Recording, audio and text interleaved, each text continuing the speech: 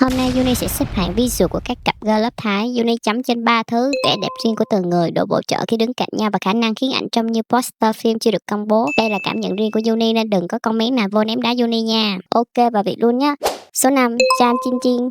Chan là kiểu lần đầu thì nhìn thấy dễ thương, nhìn thêm mới thấy gương mặt này đổi phong cách rất linh hoạt. Điểm nổi bật của Chan là nằm ở đôi mắt sáng, nụ cười rộng và cảm giác thân thiện. Cô ấy giống như người chị xinh đẹp ở công ty, sáng hợp nghiêm túc, chưa rủ bạn đi ăn, chiều tung một câu khiến cả phòng cười sặc nước. Chin Chin Chu lại gần như đối lập, cô ấy có gương mặt thời trang rất rõ, đường nét thanh, ánh mắt dài, sống mũi gọn và thần thái hơi lạnh. Chin Chin đứng im thôi cũng giống như đang chụp bộ ảnh có ngân sách cao hơn số dư tài khoản của Uni. Chỉ cần đứng nghiêng đầu hoặc nhìn thẳng vào ống kính là đủ tạo cảm giác bí ẩn. Vẻ đẹp của Chin Chin không ngọt kiểu kẹo bông, nó giống như cà phê đen trong chiếc ly đẹp, nhìn sang hơi đắng nhưng càng nhìn càng muốn thử. Cô ấy mặc đồ đơn giản vẫn dễ nổi, kiểu đi mua nước mà chụp ảnh ra như chiến dịch quảng cáo mùa thu tại Seoul. Uni đi mua nước chỉ ra được hóa đơn, công bằng ở đâu? Khi đứng cạnh nhau, Chan ấm, tươi và nhiều biểu cảm, Chin Chin lạnh, thẳng và có chiều sâu. Một người kéo khung hình lại gần, người kia làm khung hình sang lên. Chan khiến Chin Chin mềm hơn, Chin Chin khiến Chan trưởng thành hơn. Không ai nuốt visual của ai. Mắt bạn cứ đi qua đi lại như xem bóng bàn nhan sắc. Chan Chin Chin đứng số 5 không phải vì thiếu đẹp mà vì sức hút hiện tại thiên về đối lập thú vị hơn là vừa xuất hiện đã khóa chặt bố cục. Họ hợp nhiều concept từ công sở thời trang đến oan gia nhìn nhau là muốn bật lại. Chỉ cần nhìn thêm nhiều khoảnh khắc chung, ngành công nghiệp zoom ảnh sẽ có thêm nhiều dữ liệu tăng trưởng. Kết luận, Chan tươi sáng linh hoạt, càng chuyển động càng có duyên. Chin Chin sắc, lạnh, có chất người mẫu và lên hình rất sang. Đứng cạnh nhau, họ tạo thành một cặp visual tương phản đầy tiềm năng. Nhược điểm là nhìn lâu sẽ dễ nảy sinh nhu cầu tự viết phim cho hai người, mà viết xong thì không ai trả tiền. Số 4, Amy Bonnie. Amy Tharson sở hữu kiểu nhan sắc khiến người ta dừng lại ở đôi mắt trước. Mắt Amy lớn, có chiều sâu và đổi sắc thái nhanh, cười thì ấm, im lặng lại trưởng thành, sắc và hơi nguy hiểm. Kiểu người trong phim sẽ hỏi, chị sẽ không giận đâu. Nghe xong bạn nên xin lỗi trước rồi mới hỏi mình sai gì. Gương mặt Amy có góc độ vừa phải, hợp cả phong cách nữ tính lẫn những bộ đồ có phơm mạnh. Khi quay cận chỉ cần một thay đổi nhỏ ở mắt hoặc môi cũng tạo cảm giác cô ấy đang che giấu nguyên bí mật dài 12 tập. Amy còn có thần thái ổn định, đứng trong ảnh đông người, mắt vẫn dễ tìm thấy cô ấy. Camera gặp Amy thường biết đều. Bonnie mang vẻ đẹp mềm mại và sáng hơn. Bonnie có gương mặt thanh, đôi mắt trong, nụ cười nhẹ và cảm giác trẻ trung. Visual lên ảnh sạch thoáng, giống như ánh sáng tự nhiên đi qua cửa sổ buổi sáng. Nghe thơ vậy thôi, chứ sáng của Uni thường chỉ có thông báo công việc. Ánh sáng chưa thấy áp lực trước. Điểm đẹp của Bonnie là sự tinh tế. Cô ấy không cần trang điểm đậm để tạo điểm nhớ. Tóc thẳng và sáng làm Bonnie dịu hơn, nhưng chỉ cần eyeliner rõ, rối hoặc biểu cảm nghiêm lại, cô ấy lập tức trông trưởng thành. Hôm nay fandom gọi là em bé, ngày mai nhìn ảnh sự kiện đã phải gọi sang chị đẹp. Hệ thống xưng hô làm việc khá vất vả. Khi Amy đứng cạnh Bonnie, visual vận hành trong công thức một người đậm một người sáng. Amy tạo chiều sâu, Bonnie làm khung hình thoáng. Hai người không đối lập gắt mà chuyển màu rất mượt. Amy làm nét trong trẻo của Bonnie nổi hơn, Bonnie lại kéo vẻ sắc của Amy xuống vừa đủ. Amy Bonnie đứng số 4 vì visual mạnh nhất ở những khung hình mềm, tình và lãng mạn. Với concept quyền lực hoặc high fashion quá mạnh, Amy đôi lúc chiếm trọng tâm rõ hơn, còn Bonnie cần styling phù hợp để kênh lại. Không lệch nhiều, chỉ là cán cân hơi nghiêng, mà cán cân visual cũng giống như cán cân tài chính của Uni thôi, thường nghiêng về phía không có tiền. Kết luận, Amy có vẻ điện ảnh, trưởng thành và ánh mắt nhiều chuyện hơn trong nhóm chat công ty. Bonnie trong trẻo thanh thoát, càng nhìn càng duyên. Đứng cạnh nhau, họ mềm mại, tình và rất dễ tin, có một câu chuyện riêng. Nhược điểm là nhìn tưởng chữa lành nhưng fandom xem xong vẫn mất ngủ. Số 3, Nam Tan phim. Nam Tan là kiểu đẹp có lực, không cần phụ kiện cầu kỳ. Gương mặt của cô ấy đã tạo điểm nhấn bằng đôi mắt sắc, khung xương rõ và thần thái tự tin. Nam Tan chuyển linh hoạt giữa quyến rũ, quyền lực và nghịch ngợm. Mặt vét thì giống người sắp mua lại công ty của bạn, cười lên thì lại thành khứa chọc đồng nghiệp cho vui. Điểm mạnh của Nam Tan là nằm ở kiểm soát biểu cảm, nhìn thẳng thì mạnh, nhìn nghiêng thì bí ẩn, cười nhẹ lại thành kiểu biết rõ mình đẹp nhưng không cần thông báo. Đây là visual có thế chủ động, cực hợp trang phục tối màu và phong cách nữ doanh nhân. Nam Tan bước vào khung hình không xin phép, khung hình tự dọn chỗ. Phim có gương mặt nhỏ, đường nét gọn, đôi mắt dài và tổng thể rất nhanh. Cô ấy nữ tính theo kiểu hiện đại, không quá ngọt cũng không quá lạnh. Mặc váy cầu kỳ thì giống tiểu thư, mặc áo đơn giản thì giống cô gái xinh nhất quán cà phê. Người mà bạn nhìn một cái rồi giả vờ đọc menu thêm 10 phút vì ngại. Nụ cười của phim là vũ khí mạnh. Khi cô không cười, cô ấy có nét điềm và hơi xa. Khi cười lên, cả gương mặt mềm xuống. Visual của phim càng nhẹ càng hiệu quả, không cần biểu cảm lớn vẫn giữ được ánh nhìn.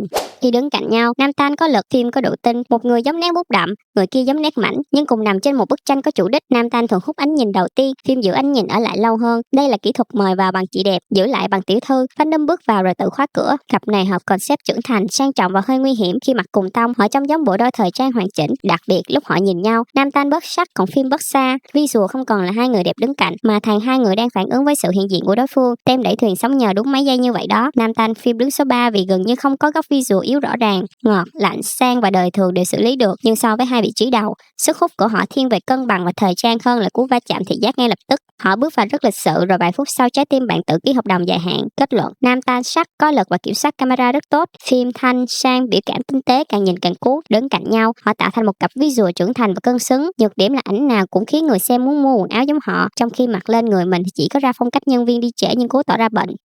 Số 2. Lúc Mỹ Soya. Lúc Mỹ mang vẻ đẹp khỏe, sắc và có điểm rơi, gương mặt nổi bật với đôi mắt rõ, lông mày có hình, đường hàm gọn và nụ cười rộng. Lúc Mỹ không thuộc kiểu đẹp mong manh, cô ấy đứng đâu cũng giống như người biết mình đang làm gì. Thực tế có biết hay không thì Yuni không rõ, nhưng thần thái nói có. Trong showbiz, thần thái đôi lúc chạy trước sự thật vài cây số. Điểm cuốn của Lúc Mỹ là sự pha trộn giữa mạnh và ấm, tạo dáng nghiêm thì sắc, hơi kia và hợp concept quyến rũ, cười lên lại bừng sáng, má và mắt cùng chuyển động nên gần gũi hơn hẳn. Cô ấy còn có dáng đứng chắc, nên khi chụp đôi thường làm trụ cho bố cục, không cần đứng dựa vẫn có lực hút. Camera gặp Lúc Mỹ tự động bật chế độ chân dung. Sonya mềm hơn nhưng không yếu. Sonya có gương mặt thanh, mắt dài, môi đầy vừa phải và nét nữ tính rõ. Cô ấy mang cảm giác vừa ngọt vừa buồn, kiểu chỉ cần nhìn xa xăm là fandom tự viết ra 3 chương quá khứ đau lòng. Chưa ai hỏi nhưng fan đã phân tích xong động cơ nhân vật. Sonya đẹp nhất trong sự mơ màng, ánh mắt có độ ướt và chiều sâu, khiến ảnh tĩnh nhưng vẫn có cảm xúc chuyển động bên trong. Khi cười cô ấy sáng, khi nghiêm nét mong manh pha lạnh hiện ra. Đặc biệt hợp với tóc dài và trang điểm nhẹ. Đây là visual nàng thơ, nhưng mà nàng thơ có thể quay lại nhìn bạn một cái khiến bạn quên câu vừa định nói. Khi đứng cạnh nhau, Lúc Mỹ khỏe, Sonya mềm, Lúc Mỹ giữ khung, Sonya tạo cảm xúc, nhưng họ không mắc kẹt trong công thức một người mạnh một người yếu. Vì Sonya đôi lúc rất sắc, còn Lúc Mỹ khi cười lên lại mềm bất ngờ. Hai người đổi vai visual liên tục. Hôm nay Lúc Mỹ áp đảo, ngày mai Sonya tung bộ mới. Fandom quay xe nhanh hơn Yuni đổi mật khẩu khi quên mật khẩu cũ. Lúc Mỹ Sonya đứng số 2 vì visual riêng đều có điểm nhớ, còn visual chung mạnh hơn tổng 2 phần. Thứ khiến họ chưa đứng đầu theo cảm nhận của Yuni là độ biểu tượng. Họ đã rất cuốn, rất đẹp đôi và dễ khiến fandom cán khóe môi khi xem ảnh. Nhưng cặp số 1 có lợi thế hơi gian lận, hai kiểu nhan sắc đặt cạnh nhau gần như tạo ra một thương hiệu thị giác riêng. Kết luận, Lúc Mỹ khỏe, sắc, tự tin và giữ bố cục cực tốt. Sonya mềm, mơ màng, nữ tính nhưng có chiều sâu. Đứng cạnh nhau họ tạo ra cảm giác trưởng thành, quyến rũ và có câu chuyện. Nhược điểm là xem ảnh hai người xong, camera đứng trước điện thoại bỗng nhiên thành ấn dụng Yuni không muốn mở nữa. Số 1. Lên ôm. Không cần bàn nữa, nghe nhạc này thôi đã tự hiểu. Ladies and gentlemen, I present to you GL's premium visual, Linh Orm.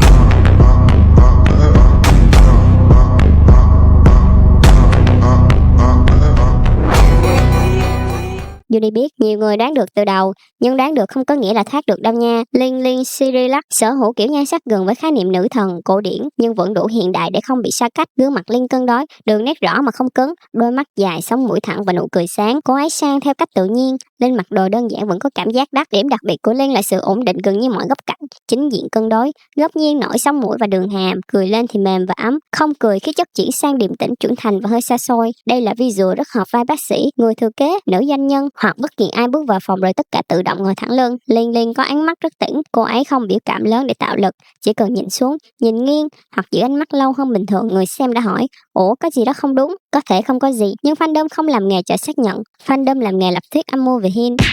Conapat là nguồn năng lượng khác hẳn. Có vẻ đẹp trẻ, sáng, rực rỡ và linh hoạt, gương mặt nổi bật với đôi mắt lớn, nụ cười rộng và biểu cảm sống động. Không chỉ đẹp trong ảnh đã chọn kỹ, cô ấy đẹp cả lúc cười lớn, quay sang trêu người bên cạnh hoặc đang làm biểu cảm mà người bình thường xem xong chỉ muốn xóa camera. Visual của có sức kéo mạnh vì cảm xúc hiện thẳng trên gương mặt, vui là thấy vui ngay, ngạc nhiên thì cả mắt lẫn miệng cùng tham gia. Khi nghiêm túc, đường nét rõ hơn và bất ngờ trưởng thành. Đây là kiểu nhan sắc khiến fandom liên tục đổi cách gọi, lúc em bé, lúc công chúa, lúc chị đẹp. Hệ thống xưng hô sụp đổ, bộ phận hành chính xin nghỉ.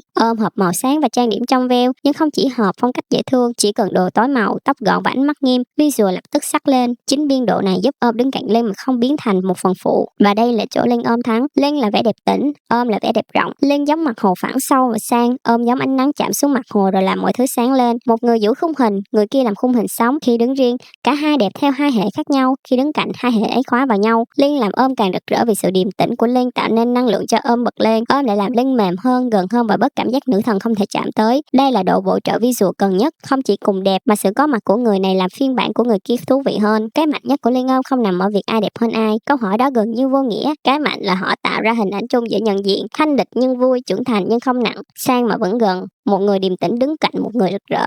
Visual không đẹp, nó có tính cách. Khi một cặp tạo ra được tính cách thị giác, họ không còn là hai gương mặt xinh đứng chung, họ thành một thương hiệu trong đầu người xem. Đây là lý do Linh đứng đầu bảng của Yuni, không phải vì giống nhau nhất, mà vì khác nhau vừa đủ, và mỗi điểm khác lại lấp đúng khoảng trống của người kia. Đẹp riêng đã khó, đẹp đôi còn khó hơn. Linh làm cả hai trông giống như chuyện đương nhiên. Kết luận, Linh thanh lịch, cân đối, sang và ổn định ở mọi góc. Rực rỡ, biểu cảm, trẻ trung và biến hóa mạnh. Khi đứng cạnh nhau, họ không cạnh tranh ánh nhìn mà dẫn ánh nhìn qua lại, tạo thành một cặp visual có dấu ấn riêng, dễ được nhận diện và khó thay thế. Nhược điểm là xem quá nhiều ảnh của Linh có thể khiến tiêu chuẩn đứng cạnh nhau cho đẹp của bạn tăng đến mức gây khó khăn cho đời thực. Nhưng trước khi họ chị em chia phe dưới phần bình luận. Uni chốt một chuyện, bản visual không phải bản án chung thân. Có ngày bạn mê nét lạnh của Chin Chin, có ngày lại gục trước ánh mắt của Amy, nụ cười phim, vẻ đẹp mơ màng của Zonya hay năng lượng của Om, nhan sắc thay đổi theo concept, ánh sáng biểu cảm và tâm trạng người nhìn. Cho nên, top 1 hôm nay là Linh Om, còn ngày mai nếu cặp tung bộ ảnh mới khiến cả fandom mất khả năng lao động, Uni hoàn toàn có quyền quay xe. Uni nghèo nhưng linh hoạt, mấy cưng hãy để lại top 5 của riêng mình, nhưng nhớ tranh luận cho văn minh nha. Chúng ta đang xếp hạng người đẹp, không phải mở vòng tuyển chọn phản diện cho phim mới.